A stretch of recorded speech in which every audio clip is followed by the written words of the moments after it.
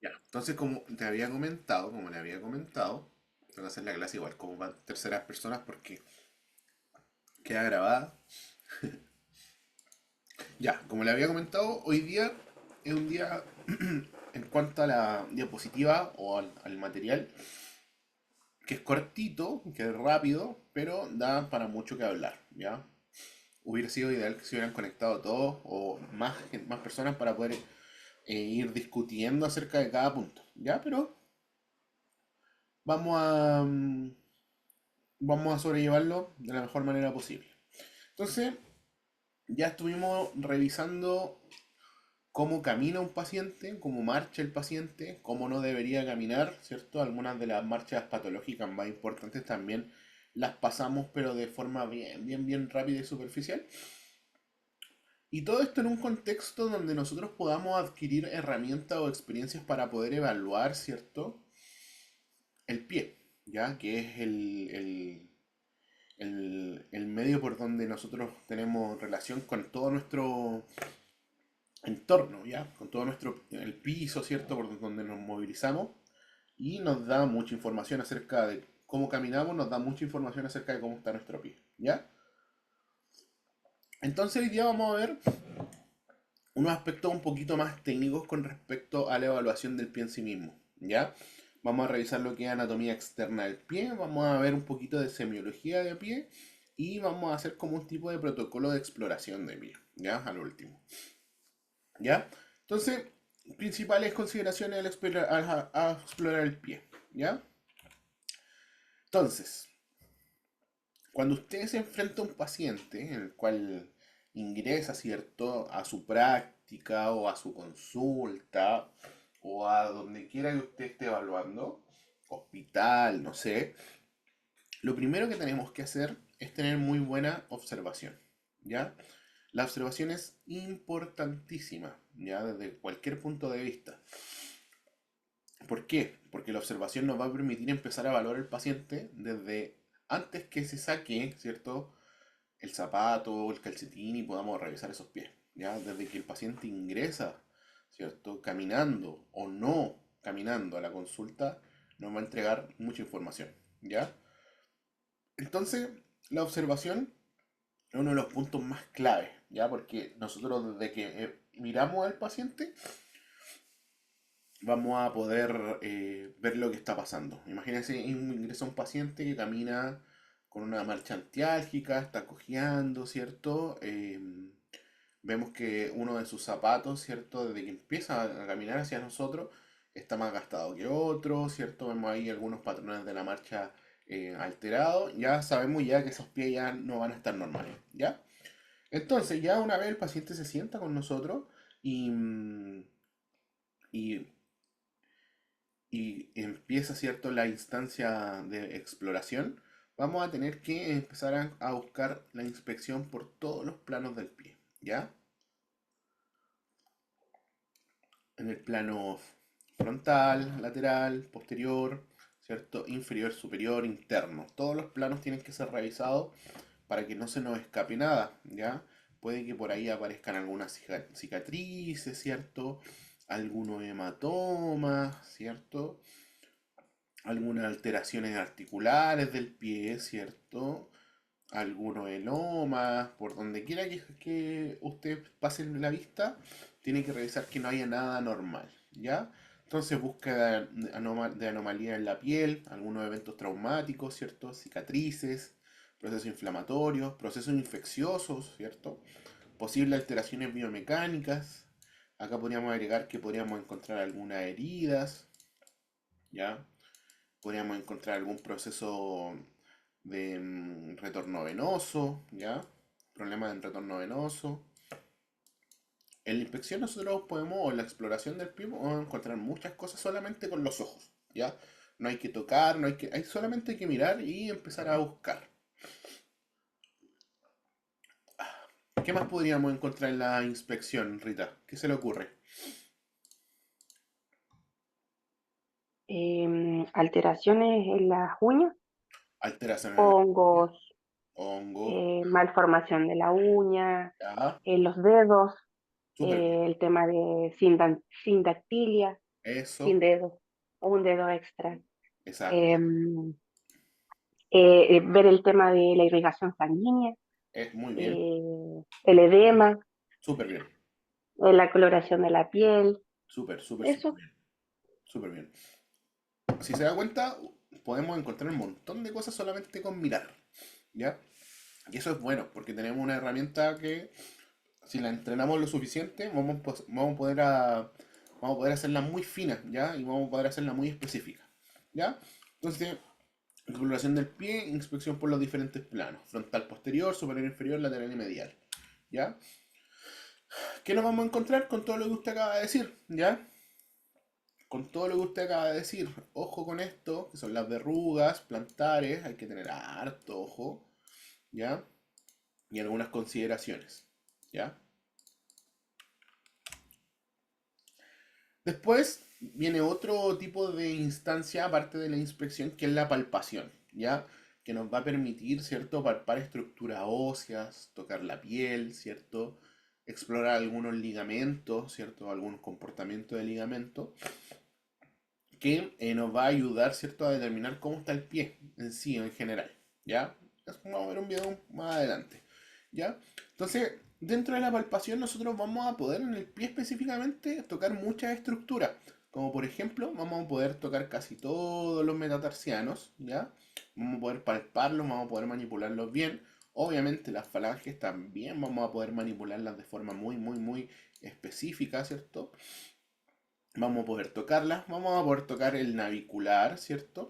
Las tres cuñas, ¿cierto? El calcáneo, ¿cierto? El talón es muy manipulable, ¿cierto? A simple, a mano alzada. Y dentro de los metatarsianos que más podemos encontrar, ¿cierto? Algunas tuberosidades, ¿cierto? Alguna apófisis. Vamos a encontrar acá que en el quinto metatarsiano vamos a encontrar una tuberosidad que se encuentra por el lado externo, ¿ya? Que a veces es muy tendiente a fracturarse, ¿ya? Generalmente en pacientes que juegan, hacen deporte con los pies, ¿cierto? Tipo fútbol, baby fútbol, de forma amateur, ¿cierto? Es muy probable que se fracture y eso cuando usted lo palpa va a sentir como que hay algo que está suelto, que cruje como una galleta cuando usted rompe una galleta y aparte va a producir mucho dolor, ¿ya? Entonces todas esas estructuras podemos manipular con las manos, tocarlas, sentirlas, ¿cierto? Otra estructura que podemos manipular muy bien son el conjunto tibio peroneo astragalino, ¿ya? No vamos a poder tomar en sí, ¿cierto? El, huesos como vamos a poder tomar, ¿cierto? Los otros huesos del pie, pero sí vamos a poder tocar su estructura.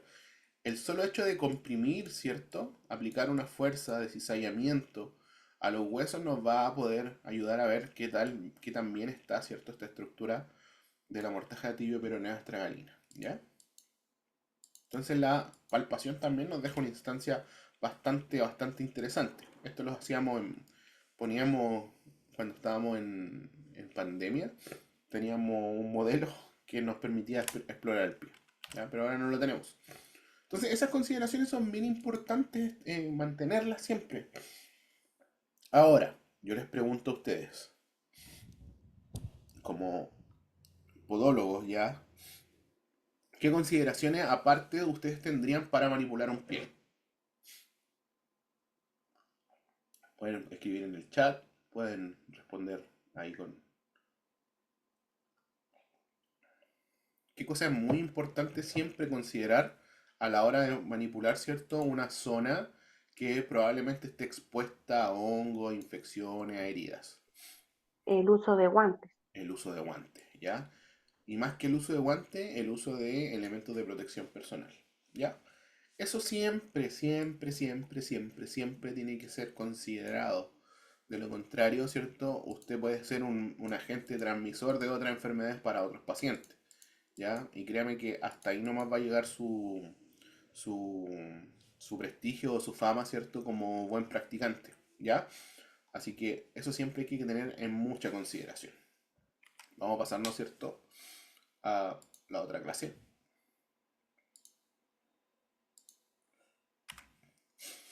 Y ahora nos vamos a un protocolo de exploración, ¿cierto?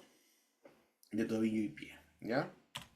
Entonces, vamos a revisar hartas cositas con respecto a esto y después vamos a terminar la clase con un poco de semiología. Vamos a estudiar lo que significa eso. Entonces, dentro de un protocolo de exploración de tobillo y pie, ¿cierto? Siempre, datos personales. Nombre completo, edad, root, fecha de nacimiento, peso y estatura. ¿Ya? Quizá en su contexto, el peso y la estatura no lo van a poder conseguir en el momento, pero si es que contasen, ¿cierto? Con una balanza, ¿cierto? Una balanza donde puedan pesar al paciente y una wincha métrica, ¿cierto? Donde pudieran medirlo, vamos a obtener dos datos que son muy interesantes, ya que son el peso y la estatura. Esos dos datos también nos van a entregar mucha información con respecto a lo que podría ser el pie finalmente, ¿ya? Podríamos sacar un cálculo muy rápido, muy sencillo que se llama IMC, ¿cierto? Que nos va a entregar un dato un poquito eh, no fiable, ¿sí? Pero bastante utilizado hasta el día de hoy para ver el estado del índice de masa corporal, ¿ya? Ahora, y les voy a hacer al tiro la aclaración. El IMC es un índice, ¿cierto?, de masa corporal. Ahora, si tenemos una persona con una obesidad extrema, ¿cierto? Estoy haciendo acá un dibujo muy burdo, ¿ya? Una persona con obesidad extrema, ¿cierto? Pongámosle que pesa 150 kilos, ¿ya? Y mide 1,60 m.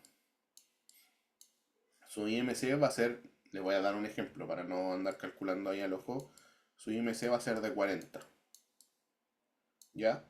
Ahora, si tenemos a otra persona, ¿cierto?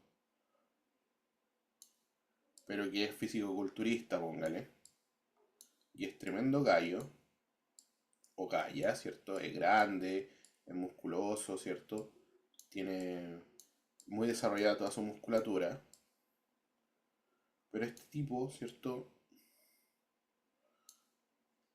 Si nosotros lo medimos, mide 1,70 m y tanto, y pesa, no sé, 120 kilos, o no sé, ponle más, 160 kilos, también nos puede dar 40% de un índice de masa corporal de 40, ¿ya?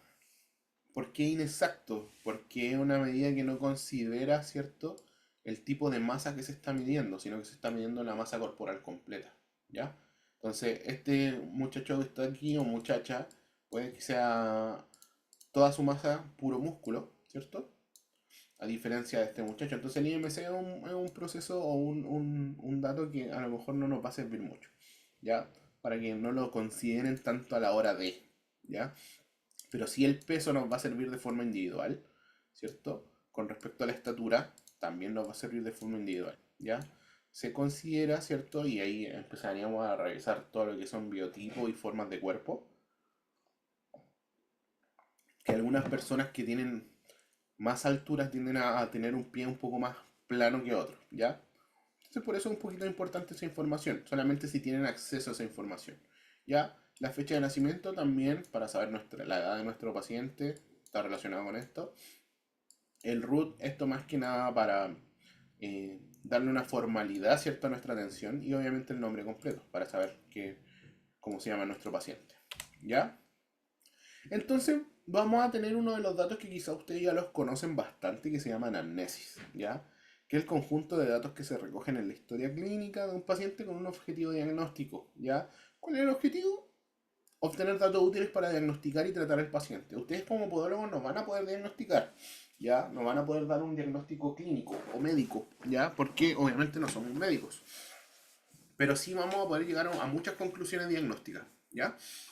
Entonces, generalmente consiste en una conversación entre el tratante y el paciente, ¿ya? Durante la cual el tratante va a realizar algunas preguntas sobre la historia clínica, algunos hábitos de vida, algunos antecedentes familiares del paciente, y se va a tratar, en un principio, de la primera etapa del proceso diagnóstico, ¿ya?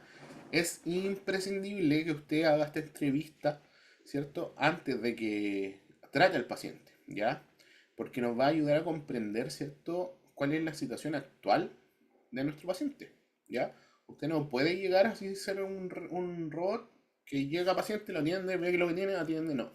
Tiene que tener ese momento de entrevista, ¿cierto? Y de relacionamiento con el paciente. Ya siempre es muy importante tener ese tacto, porque de lo contrario va a ser una atención bastante rápida, fría, ¿cierto? Y probablemente el paciente o su cliente en este caso no vaya a querer volver con usted. Ya siempre genera ese vínculo, esa relación. Entonces acá vamos a recopilar los datos de la identificación. Entonces, ¿qué podríamos recopilar acá en una anamnesis? ¿A quién se le ocurre? Rita o Lorna. Si estamos hablando de que la anamnesis va a darnos información actual del paciente, ¿qué podríamos recopilar acá? ¿Qué tipo de información? Enfermedades de base, Ya, medicamentos que toma. perfecto. ¿Qué más? eh,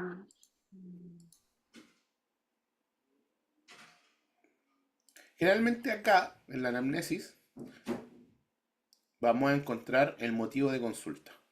¿Ya? ¿Por qué viene, cierto, el paciente a ver a un podólogo? ¿Ya? En su caso. En mi caso, como kinesiólogo, ¿por qué viene un paciente a verme como kinesiólogo? Por ejemplo, el motivo de consulta puede ser dolor, ¿ya? Dolor en la zona del pie, en la zona mundial, en el aparato mundial, ¿ya? En mi caso, como kinesiólogo, también puede ser dolor en el pie, ¿ya? Al flectar una estructura, ¿cierto? Y ustedes también podemos compartir los mismos motivos de consulta. Hay veces que la mayoría de las veces el paciente no sabe a dónde ir, ¿ya? No sabe a quién acudir. Por ejemplo, yo me he dado cuenta trabajando en SOME, ¿cierto? Y en atención pública, de que el paciente llega y no dice necesito tanto, porque necesito un médico traumatólogo especialista en manos porque me duele tanto. No, el paciente va a llegar y dice, me está doliendo esto, ¿qué tengo que hacer? ¿Ya?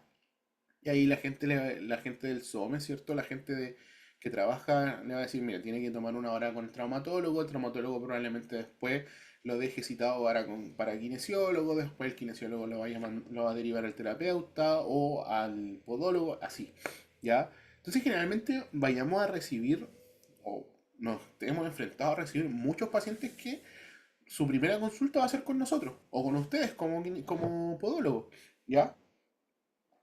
Y van a recibir dolores, van a recibir articulaciones, van a recibir proceso inflamatorio. Ya, entonces tienen que estar bien preparados para poder recopilar todo el tipo de información que les sea relevante para tratarlo. ¿Ya? Por eso más adelante en el tercer semestre, vamos a tener o vamos a pasar muchas patologías, ¿ya? Muchas patologías. ¿Para qué? Para que usted sea capaz, ¿cierto?, de reconocer la patología y derivar oportunamente, ¿ya? Derivar a médico, ¿cierto?, donde sea correspondiente. Entonces, es muy importante que usted conozca, ¿cierto?, y sepa que es muy probable que usted sea un profesional de primera consulta, como podólogo, ¿ya? Generalmente van a llegarle muchos pacientes derivados, ¿ya? Pero también puede, si es que usted trabaja en consulta privada, ¿cierto? Es que le llegue nomás. Llega un paciente que usted, nadie se lo mandó, nadie se lo refirió, llegó nomás el paciente porque supo que usted atendía con buena calidad, ¿cierto? Tenía muy buenos antecedentes, llegó y usted tiene que darse el trabajo de entrevistar de forma oportuna al paciente y ver qué le está pasando, ¿ya? Sigamos. Déjeme borrar. Entonces, anamnesis próximas, que son anamnesis actuales. Ya, el paciente presentó anoche una deposición negra de consistencia pastosa y de muy mal olor. Hacia la madrugada tuvo otra deposición de similares características. Al ponerse de pie notaba que se mareaba, no ha presentado dolor abdominal, no ha ingerido aspirina ni antiinflamatorio. Es primera vez que tiene este problema. ¿Ya? Otro paciente de anamnesis próxima. Paciente diabética comenzó 3 días atrás a presentar dolor al orinar. Además, la orina muy seguido y en pequeñas cantidades. La orina es de mal olor o de fuerte olor y algo turbia. Y desde 2 días atrás siente dolor en la zona lumbar derecha y ha presentado fiebre de forma ocasional sobre los 38 grados. Y acá un caso más aplicable a nosotros, ¿cierto? Paciente joven, obesidad severa, refiere que desde la infancia fue obeso sedentario, acude a la consulta porque esta semana empezó a trotar y al segundo día empezó a tropezar con fuertes dolores en todo el pie, ¿ya? O sea, estaba corriendo y tropezaba porque no aguantaba más en el pie. Aún así continuó haciendo su actividad deportiva y al quinto día presentó un dolor muy fuerte en la planta del pie y en la zona posterior también y en la zona dorsal también, ¿ya? Horas después de haber sentido ese dolor, el pie se inflamó, se aplicó ya en la zona y actualmente el paciente no puede caminar, ¿ya? Entonces, vimos recién tres tipos de anamnesis próximas o anamnesis actuales, en donde hay que tener harto ojo. Ya es adecuado adaptar el lenguaje a términos más técnicos. ¿Ya? Por ejemplo, decir que el paciente tuvo una deposición melénica en vez de deposición negra, o de consistencia pastosa o de muy mal olor. Disuria dolorosa en vez de dolor al orinar, ¿ya? Poliaquiuria en vez de orinar muy seguido. Ya hay que tener harto ojo con los conceptos que vamos a utilizar. ¿Ya? Entre más que nada, cuando vayamos a compartir el caso o a discutir el caso entre profesionales. Las manifestaciones idealmente se tienen que relatar en la secuencia y en los días que se presentan. Por ejemplo, ocupar términos como anoche, ¿cierto? O en la noche, hace 3 días, 2 días después comenzó el dolor, etcétera, etcétera. Hay que ser bien, ¿cierto? Preciso y acotado en lo que vayamos a anotar, ¿ya? Idealmente preciso y descriptivos, ¿ya? Si pudiéramos armar, ¿cierto? Una línea cronológica de los últimos 5 días, pero excelente, ¿ya? Excelente, excelente. Entonces en esta parte de la anamnesis, vimos ya la anamnesis próxima que tiene que ver más que nada con la actualidad del paciente y en la anamnesis remota es donde vamos a mencionar distintos antecedentes ordenados según su naturaleza. ¿Ya? Se tienden a ordenar de la siguiente forma. Antecedentes mórbidos, como por ejemplo diagnósticos previos, como decía recién Rita, diabetes, hipertensión, alguna historia de cáncer, alguna historia de enfermedad neurológica, ¿ya? Idealmente de forma cronológica. Si el paciente no se acuerda, no se acuerda. Por ejemplo, el 2019 me diagnosticaron diabetes. El 2022 me diagnosticaron hipertensión. El 2023 tuve una operación, ¿cierto? Por una fractura en, no sé, tibia peroneo. Y el 2023, terminando el 2023, tuve la otra operación para reconstruir bien la articulación, ¿ya? Hábitos. ¿Hábitos como cuáles? ¿Qué hábitos se les ocurren a ustedes? Respóndanme. Si fuma o no fuma, si Fuma, realiza actividad física. hábito tabáquico, excelente actividad física, hábito alcohólico, ¿ya? ¿Por qué? Ustedes se preguntan qué es importante consultar por los hábitos, ¿ya? Cuando nosotros preguntamos por hábitos, estamos haciéndonos un perfil del paciente, ¿ya? Cuando tenemos un paciente que fuma, ¿cierto? Que aparte tiene hábito alcohólico, ¿cierto? Vamos a empezar a contextualizarnos en el paciente. Vamos a ver que vamos a tener ahí algunos factores de riesgo, ¿cierto? Para la cicatrización de tejido, en caso de que ustedes estén trabajando, por ejemplo, en el aparato unguial, ustedes estén trabajando, ¿cierto? Curaciones ustedes no hacen, pero en el caso de que ustedes tengan que trabajar, ¿cierto? Van a tener que, sí o sí, aplicar algunas técnicas de, en el cual el paciente van a romper tejido, ¿cierto? Van a provocar sangramiento, van a aplicar, ¿cierto? Todo el tema de la regeneración celular. Entonces, acá los hábitos nos van a decir mucho, ¿ya? Entonces, bien, el antecedente si ese deporte también es muy, muy, muy importante. Y también uso de medicamentos, qué medicamentos usa, cuándo los usa, ¿ya? Y para qué los usa. Hay que tener bien informado al paciente de todos sus procesos. Ya, créanme que a mí me han llegado pacientes que les pregunto por uso de medicamentos y yo les pregunto, ¿y para qué usa eso? No tienen idea, ya solamente se lo toman. Entonces, mientras nosotros podamos informar al paciente, de qué se trata lo que estamos, para qué sirve lo que nosotros utilizamos, un paciente informado va a ser un paciente muy agradecido, ¿ya? Créanme que el 100% de los pacientes que usted le entrega una información buena, acotada, ¿cierto? De buen uso, va a volver, ¿ya? Se los digo de forma así como para que puedan captar más pacientes y pueda, ¿cierto? El boca a boca pueda ser bueno. Usted mientras eduque al paciente, sea claro, el paciente va a estar muy contento, ¿ya? Y va a volver a usted. Eso es muy importante. Entonces, si usted educa al paciente y le dice, mire, esta cremita que le voy a poner sirve para esto,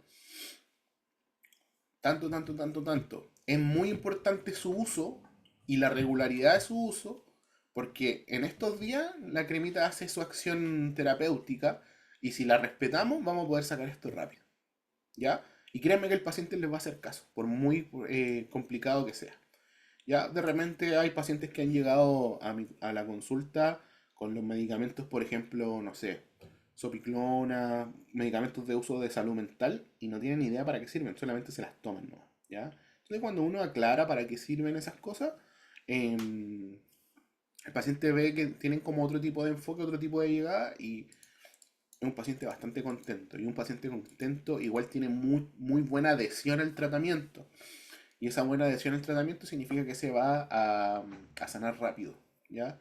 Y eso, créanme que alegra mucho, mucho, mucho al paciente y le ayuda a usted a mejorar como profesional, ¿ya? Entonces eso hay que tenerlo bien, bien, bien claro. Entonces los antecedentes mórbidos va a incluir enfermedades, operaciones, traumatismos que el paciente haya tenido a lo largo de su vida.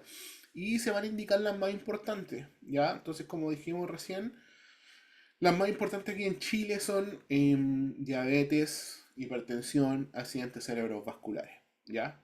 Historia de cáncer. Esas cuatro siempre hay que tenerlas siempre a la palestra, siempre hay que tenerlas ahí, ¿ya? Porque son las enfermedades más comunes en Chile, ¿ya? Diabetes, hipertensión, ACV, cáncer. Ojo con eso. Si en la anamnesis se mencionó alguna enfermedad, perdón, una polilla. Se mencionó alguna enfermedad que tenía el paciente. En esta sección se van a entregar más detalles desde cuánto tiene la enfermedad, cómo se ha evolucionado y cómo se está tratando. ¿Ya? Hábitos, lo vimos recién. Hábito de fumar, ingesta de bebida alcohólica, tipo de alimentación en algunas personas más importante de precisar, por ejemplo, en obesos, diabéticos, personas con dislipidemia o que han bajado mucho de peso. ¿Por qué? Porque lo que consumimos de forma regular también nos puede ayudar o no, ¿cierto? A una cicatrización correcta, ¿ya? Uso de drogas no legales, consumo de marihuana, cocaína, etcétera. Y uso de medicamentos también, ¿ya? En los medicamentos es importante identificar qué medicamento está tomando el paciente y en qué cantidad, ¿ya? En algunos casos también se debe indicar los fármacos que el paciente recibió en los días o semanas anteriores, ¿ya? Si es que está tomando algún antiinflamatorio, algún analgésico, es importante saberlo. Esto ya lo tienen supuestamente hecho algunos. Varios me lo han mandado. También buenos los trabajos. Vamos a pasar entonces a esta clase de acá y un poquito más larga. Ya. Vamos a entonces a ver lo que es semiología de tobillo y pie. ¿Ya? Muy parecido. ¿Ya? Entonces en medicina, la semiología clínica es el cuerpo de conocimiento que se ocupa de cómo identificar las diferentes manifestaciones patológicas, ¿ya? Signos o manifestaciones clínicas objetivas y síntomas o percepciones subjetivas. Entonces tenemos que tener claro y bien claro qué es lo que es un signo y qué es lo que es un síntoma, ¿ya? Entonces acá nos está diciendo que los signos son manifestaciones clínicas objetivas. Objetiva, que significa que la puedo medir, ¿ya? Por ejemplo, algún signo que podamos medir. Rita o Lorna, que nos puedan ayudar. La presión arterial, La presión arterial, la glicemia, la glicemia, súper bien, se pueden medir, son objetivas, ¿ya?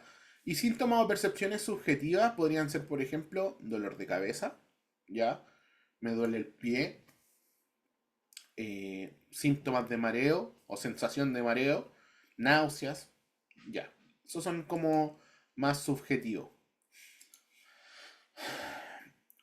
Entonces la semiología, ¿qué es lo que hace? Agrupa, ¿cierto? Estas manifestaciones clínicas, cómo buscarlas, cómo reunirlas en síndrome y después cómo interpretarlas, jerarquizarlas y razonarlas, ¿ya?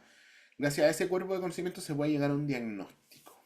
Esto generalmente lo hacen más los médicos que nosotros los profesionales de ayuda, como enfermeros, kinesiólogos, podólogos, ¿ya? Entonces, algunos conceptos generales, ya los retomamos recién. Signo son manifestaciones objetivas, clínicamente fiables y observadas en la exploración médica. Un síntoma va a ser una referencia subjetiva o objetiva que da un enfermo de la percepción que reconoce como anómala o causada por un estado patológico o una enfermedad, ¿ya? Acá también puede caer dentro del síntoma el dolor, ¿ya? Usted cuando le dice, me duele tanto, y puede decirle, pero ¿cuánto te duele? Siendo 0, no me duele nada, y 10, ¿cierto? El dolor más terrible que has sentido en tu vida.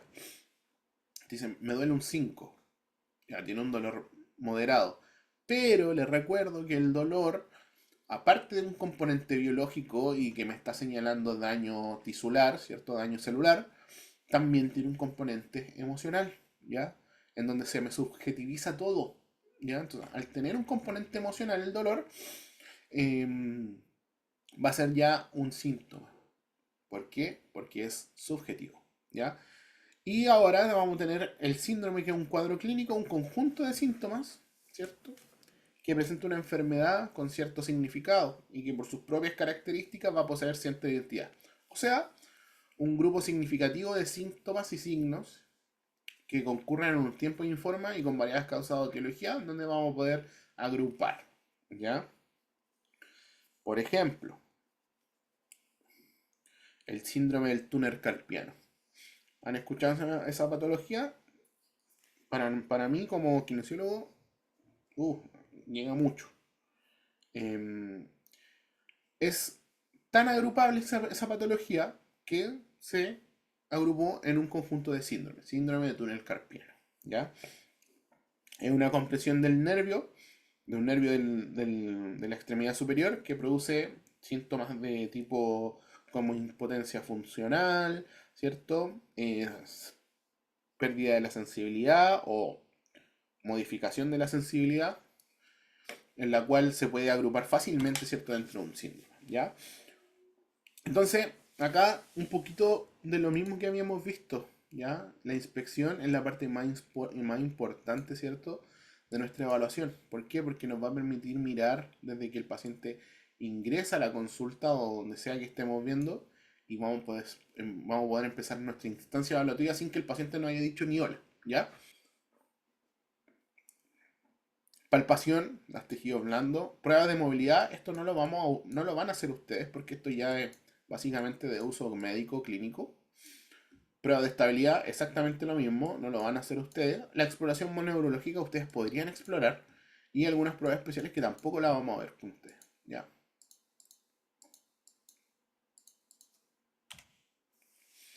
Entonces, acá, ¿cierto? La parte más importante del momento de la evaluación, ya que podremos abordarla si somos rápidos, si somos apercibidos desde que la persona la vemos por vez primera. Entonces, ¿qué vamos a poder inspeccionar? Cómo deambula, cómo se mueve, ¿cierto? El uso de ayudas técnicas, pues si el paciente llega con una silla de ruedas, le va a dar mucha información con respecto al pie, con respecto a su paratonguial, con respecto al estado del pie. Si es que viene ocupando una muleta, ¿cierto? O dos muletas, ¿cierto? O un carrito antebraquial, el famoso burrito. Vamos a poder revisar, ¿cierto? En la inspección y la observación, el uso del calzado y ya también, obviamente, algún patrón de marcha patológico. ¿Ya? Ahora, ¿cómo haríamos una inspección completa de la accesión del tobillo-pie? ¿Bajo qué condiciones tenemos que hacerla? Y acá es muy importante considerar estos puntos, ¿ya? Uno, comodidad, ¿cierto? De nuestro cliente, paciente, usuario, como usted quiera llamarle.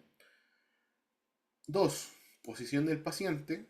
Tres, posición suya. Y cuatro, condición del segmento a inspeccionar. Entonces vamos a realizar estos cuatro puntos que son muy, muy importantes, que generalmente en las prácticas al momento de no considerarlo, lo evalúan mal, ¿ya? Entonces vamos a ver. Entonces, comodidad del paciente. Lo primero es que tenemos que generar un entorno de confort para nuestro paciente, en el cual de forma irrestricta se respete la privacidad del paciente, ¿ya?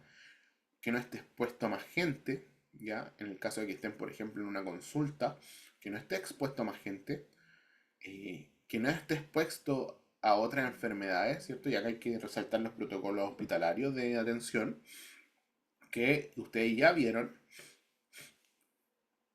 en el sentido de que no ocupen instrumental, ¿cierto? Que no ha sido desinfectado o esterilizado, ¿cierto?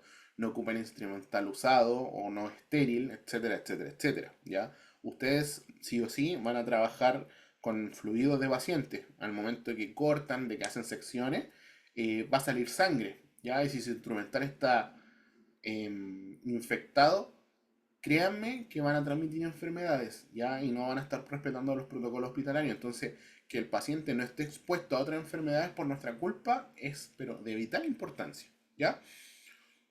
Que el paciente no esté expuesto a cambios de temperatura. Generalmente las salas de los CEFAM y de las clínicas tienden a estar bien ventiladas, por lo cual la temperatura es un poquito baja, ¿ya? Y obviamente tener un lugar bien iluminado y ventilado, ¿ya?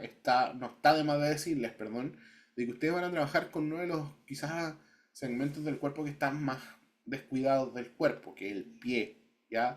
Entonces vamos a estar expuestos a olores, vamos a estar expuestos a, a,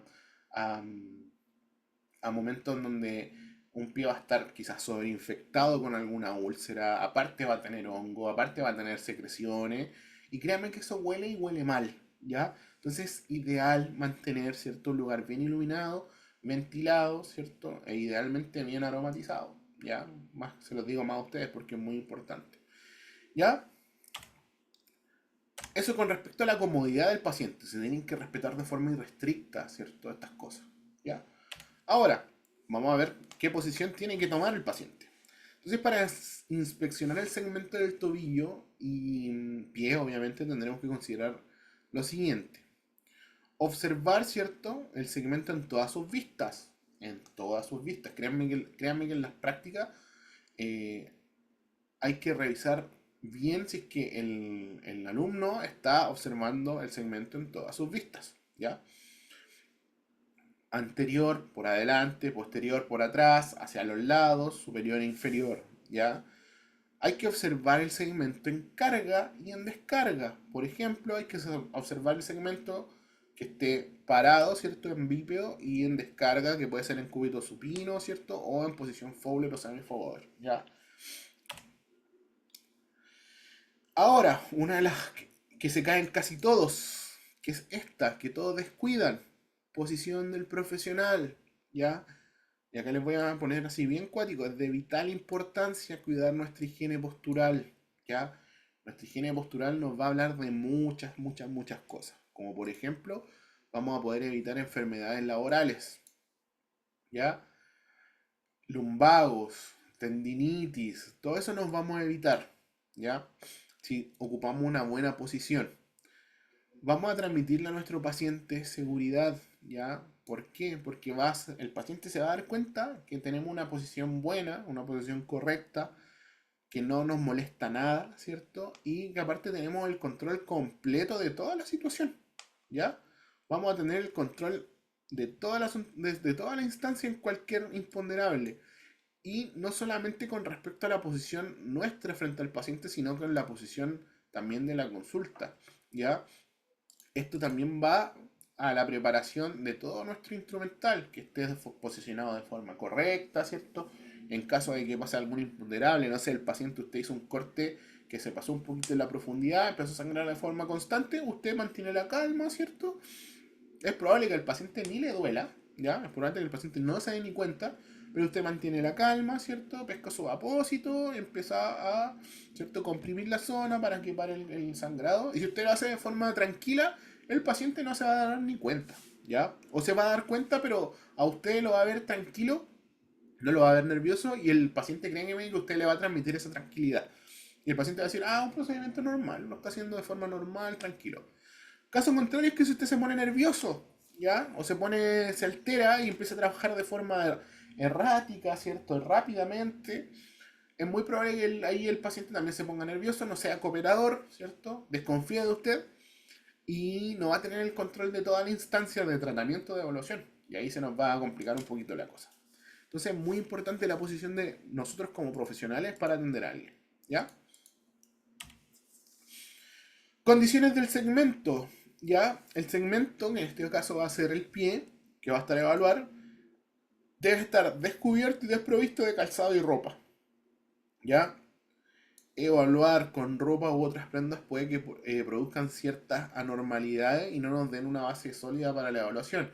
Y si no tenemos una base sólida para la evaluación, créanme que no vamos a tener un buen tratamiento y ese paciente va a estar pegado con nosotros mucho tiempo y eso va a ser muy, muy, muy nefasto para él. ¿Ya? Entonces, siempre que evalúen, ¿cierto? Siempre que evalúen, saquen zapatillas, saquen calcetines, ¿ya? Y lo más importante, evalúen ambos pies. Ya, yo ya les dije ya hace unos 2, 3 clases, ambos pies. Ya, paciente, me duele el pie de la uña del pie derecho. Usted revisa, tiene la escoba en la uña del pie derecho. Y si no evalúa, ¿cierto? El pie izquierdo, o no le pega una miradita siquiera, no va a saber qué es lo que está pasando en el otro pie. ¿Ya? No va a encontrar un criterio de normalidad si es que el otro pie está normal. Puede que en el otro pie el paciente tenga una desensibilidad enorme y no siente, ¿cierto? Y la tenga peor. Y usted se lo está perdiendo.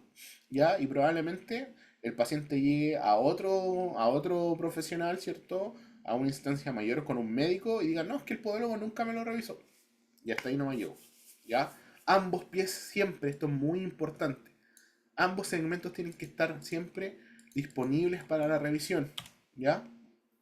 En la inspección, ya lo vimos, ¿cierto? Estado de la piel, estado de retorno venoso, presencia de herida de loma, revisar cicatrices, revisar uñas, revisar plantas, comparar con el segmento contrario, siempre importante, ¿ya? Puede que en el segmento contrario no encontremos nada o puede que encontremos todo, muchas cosas, ¿ya? Siempre hay que tener mucho ojo con eso, ¿ya? También en la inspección vamos a poder ver si es que tenemos presencia de los arcos, la alineación del talón y la orientación del pie, ¿ya? Ahora, miren acá, recién estábamos conversando. Esto es una imagen photoshopeada, obviamente, no es una imagen real. ¿Ya? Eh, Dedos supernumerarios, hematomas, descenso del arco, piecado, muchos dedos, ¿cierto? Línea de Helvin ahí desalineada. Un poquito, no, esta no está bien. Acá está, línea de Helvin un poquito desviada, ¿ya? Todo eso podemos ver en la inspección. Solamente con mirar vamos a revisar todo ese tipo de información. ¿Ya? El estado de la piel, ¿ya? ¿Qué está pasando acá? ¿Qué está pasando acá? ¿Qué está pasando acá? Todo eso solamente con mirar, ¿ya? Solamente con mirar. Ahora hay un signo que nosotros podemos revisar, que se llama signo de Godet o signo de la fobia, que nos va a decir o nos va a hablar cómo está el retorno venoso. ¿Ya? Vamos a revisarlo ahora.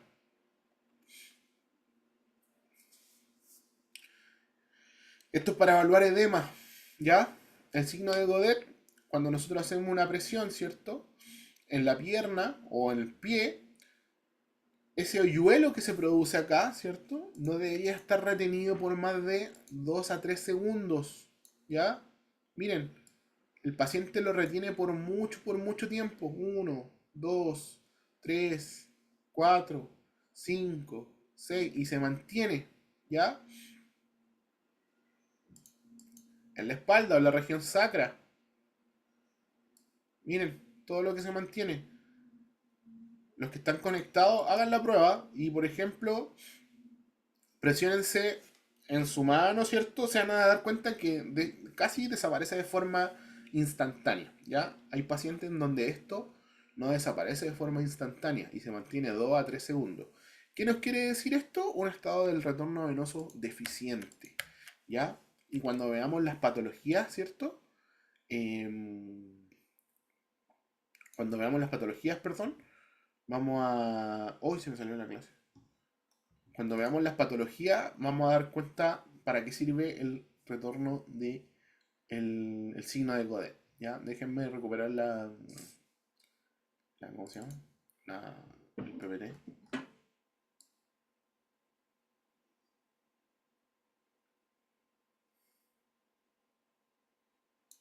Estamos acá.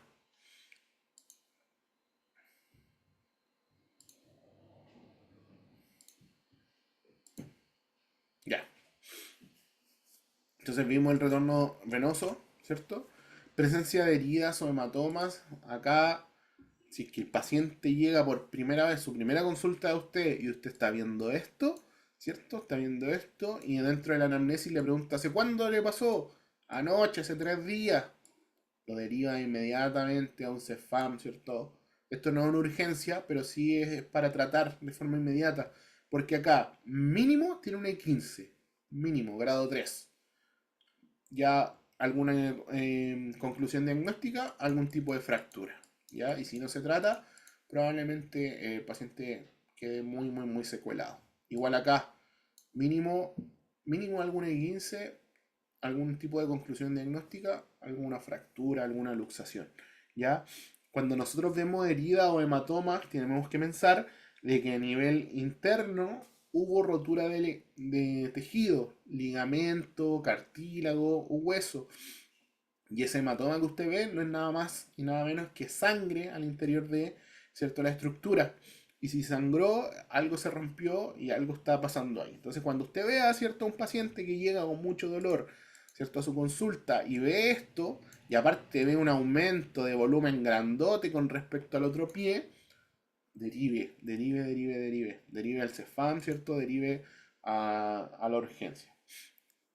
Quizás no a la urgencia, porque la urgencia no es para atender urgencias vitales, ¿cierto?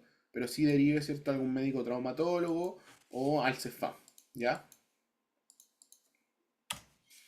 Revisión de cicatrices, ¿ya? La cicatriz, aunque ustedes no lo crean, ¿cierto?, nos va a decir mucho con respecto a la estructura del pie. Acá vemos una cicatriz que a simple vista, ¿cierto? A simple vista está adherida a planos profundos, ¿ya? Vamos a hacer acá el dibujo de un pie, ¿cierto? Acá está su uña. Y acá, ¿cierto? Tuvo una operación en donde le hicieron un tajito, ¿ya? Se fracturó el metatarsiano, póngale. Y entonces tenemos acá el metatarsiano. Acá están las falanges, etcétera, etcétera, ¿cierto? Y la cicatriz empezó a cicatrizarse hacia adentro, a planos profundos. ¿Ya? Empezó a tirar extensiones, ¿cierto? De cicatrizales, ¿cierto? De forma profunda. Lo que va a empezar a tomar la fascia, ¿cierto? De toda la musculatura del primer metatarsiano, ¿cierto? Toda la musculatura que está rodeando al metatarsiano. Empezó a cicatrizarse ahí, a generar su soporte en las fascias. Créanme que las cicatrices adheridas a plano profundo van a estar, ¿cierto?, comprometiendo la movilidad, ¿cierto?, del segmento. Y si compromete la movilidad del segmento, va a ser del pie en general. Es muy importante ver las cicatrices, ¿ya? Revisión de uñas, ¿ya? Y esto es ya mucho más su terreno, ¿ya? Es importante revisar el estado de las uñas, ¿cierto? Porque principalmente ustedes ya van a trabajar de forma específica, ¿cierto? Y exclusiva con esto.